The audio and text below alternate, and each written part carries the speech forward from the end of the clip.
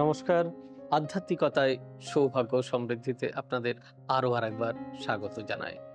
আপনারা দেখছেন আধ্যাত্মিকতায় সৌভাগ্য ও সমৃদ্ধি।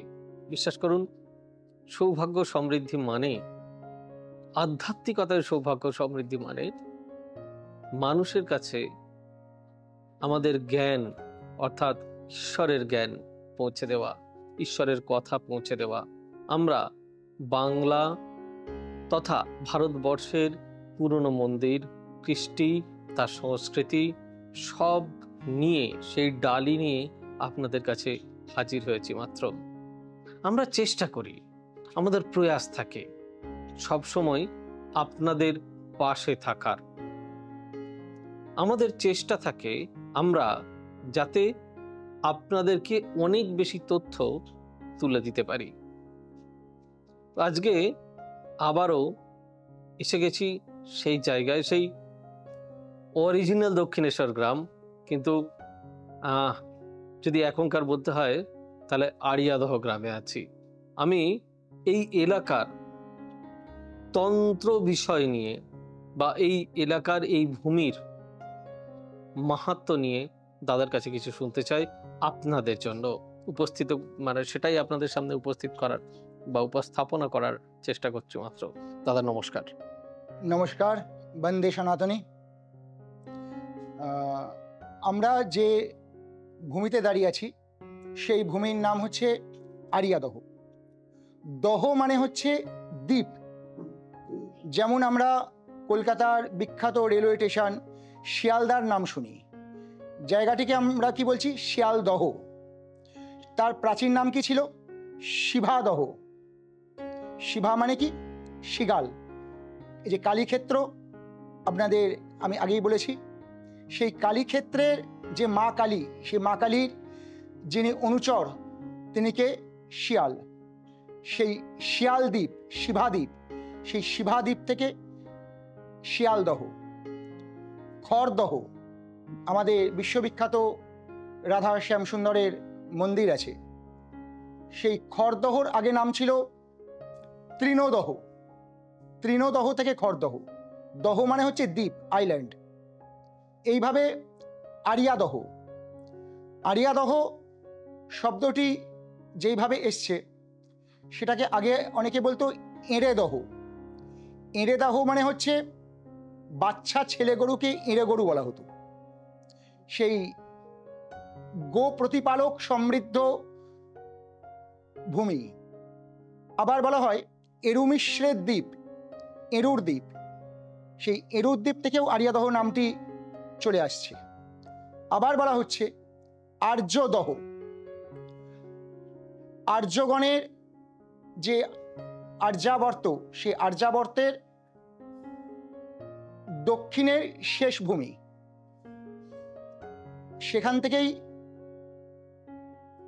আর্যভূমি থেকে আর্যদহ সেটিও হতে পারে। এইরকমভাবে আড়িয়াদহের বিভিন্ন প্রকার নামের উৎস এবং তার মতনৈক্য উভয়ই রয়ে গেছে।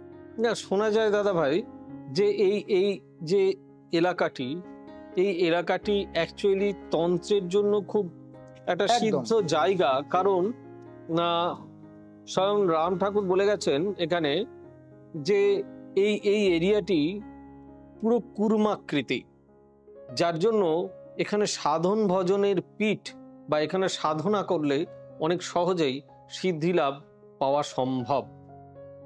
দক্ষিণেশ্বরস্য বহুলাপুরী, এইখানে মা কালীর অবস্থান। নিগমকল্পের পীঠমালায় স্বয়ং মহাদেব বলছে, যেমন কাশীক্ষেত্র হচ্ছে বাবার ঘর, তেমন কালীক্ষেত্র হচ্ছে মায়ের ঘর। এবং স্বয়ং মহাদেবের কাছে কাশীক্ষেত্র এবং কালীক্ষেত্র হচ্ছে অভেদ, দুটোর মধ্যে কোনো ডিফারেন্স নেই।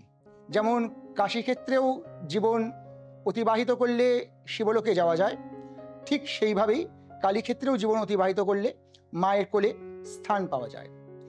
এই অঞ্চলে স্বয়ং আদিশক্তি মানে আদিবিদ্যা, 10 মহাবিদ্যার মধ্যে প্রথম বিদ্যাকে অদ্যবিদ্যা বলা হয়। সেই অদ্যবিদ্যা থেকেই আদ্যা থেকেই আমাদের বর্তমানে যে আদ্যাপীঠ, আদ্যাপীঠ মানে হচ্ছে অদ্যবিদ্যার পীঠ, মানে কালীক্ষেত্র। এইখানে প্রাচীনকালে চণ্ডিকা উপাসক সিদ্ধ জনার্দন দেবশর্মা, তন্ত্র কুলভূষণ, তান্ত্রিক কাপালিক শম্ভু প্রমুখ প্রাচীনকালে একাধিক তান্ত্রিক, যাদের নাম আমরা তথাকথিত তন্ত্রশাস্ত্রে পাই না, কিন্তু আমাদের গুপ্ত যে পরম্পরা আছে সেই পরম্পরায় তাদের আমরা নাম, জীবন এবং ইতিহাস সবটাই পেয়ে থাকি। তারা একসময় এখানে উপাসনা করতেন। প্রাচীনকালে এই আরিয়াদহ শ্মশান, এই অঞ্চলটি ঘন জঙ্গলে পরিপূর্ণ ছিল এবং এখানে তৎকালীন এক তান্ত্রিক, এক সিদ্ধ মাতৃসাধক, তিনি সাধনা করেছিলেন, সাধনা করে সিদ্ধিলাভ করেছিলেন এবং বাংলায় আনুমানিক 17টি কালী মন্দির স্থাপন করেছিলেন। তার কোনো নিজ সন্তান নেই, সকলেই তার শিষ্য এবং সেই শিষ্য পরম্পরার মাধ্যমে সেই কালী মন্দিরগুলো পরিচালিত হতে আরম্ভ করেছিল। ঠিক সেইভাবেই এখানে জগবন্ধু বন্দ্যোপাধ্যায় তিনি এখানে নিযুক্ত হন এবং তার যারা বংশধর তারাই বর্তমানে এই মন্দিরের সেবায়, বর্তমানে আমাদের উৎপল বন্দ্যোপাধ্যায় তিনি এই মন্দিরের প্রধান সেবায়িত হিসেবে দায়িত্বভার পালন করছেন। সেই যে মহাপুরুষ যিনি এখানে সিদ্ধি লাভ করেছিলেন তার নাম কি জানা যায়? তার যিনি এখানে সিদ্ধি লাভ করেছিলেন তার সঠিক নাম জানা যায় না, তবে তান্ত্রিক কুলভূষণ এবং চণ্ডিকা সাধক এনারা এই অঞ্চলে সাধনা করেছিলেন, তাদের নির্দিষ্ট সাধনা পদ্ধতি এখানে পরিচালিত হয়েছিল। স্বয়ং শ্রী শ্রী ঠাকুর রামকৃষ্ণদেব, ঠাকুর রামকৃষ্ণদেবের মা ভগবতী চন্দ্রামণি দেবী, তিনি যখন পার্থিব শরীর পরিত্যাগ করেন তখন তাকে আরিয়াদহ এই শ্মশানে নিয়ে এসে তার অন্তিম কার্য করা হয়েছিল। কিন্তু দাদা এখানে একটা কনফ্লিক্ট রয়েছে, একটা শোনা যায় এরকম যে নাকি বালিঘাটে তাকে দাহ করা হয়েছিল, মানে যেখানে দক্ষিণেশ্বরের পাশেই।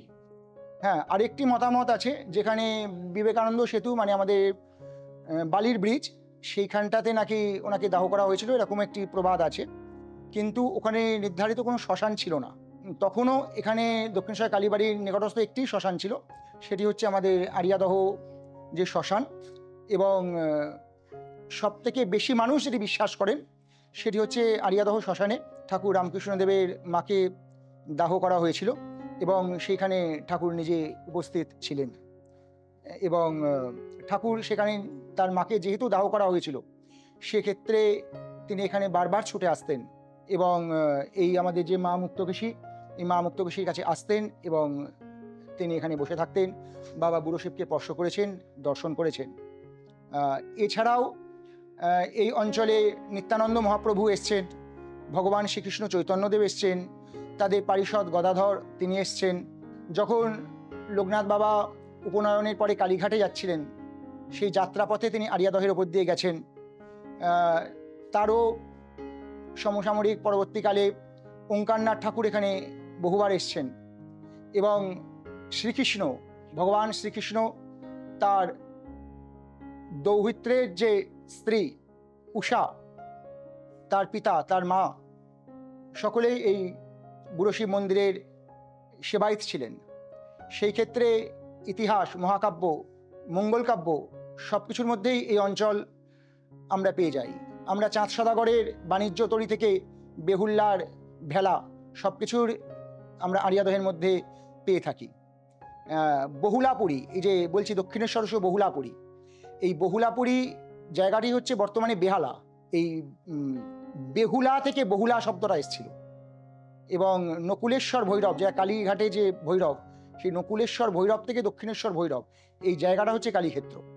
এর মধ্যে মা কালীর সহিত চণ্ডিকা, দুর্গা, বগলা প্রমুখ আরও অন্যান্য দেবীর অধিষ্ঠান বলে বর্ণনা করা হয়েছে।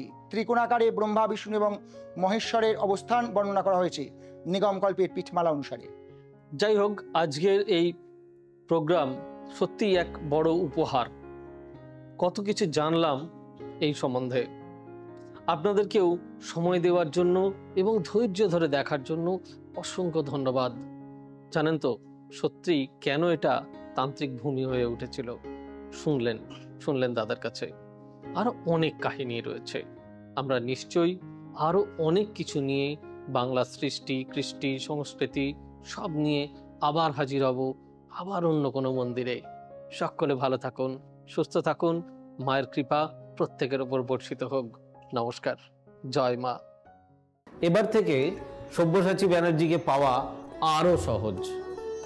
আপনারা অনলাইন বুকিং করতে পারেন একটা সুন্দর নাম্বার দিয়ে, 9734454545। আপনারা পাবেন ফেসবুক, ইউটিউব এবং ইনস্টাগ্রামে। আপনাদের চোখ থাকুক সৌভাগ্য ও সমৃদ্ধিতে। চোখ রাখতে পারেন আমার ওয়েবসাইটে www.astrosabbyasachi.com।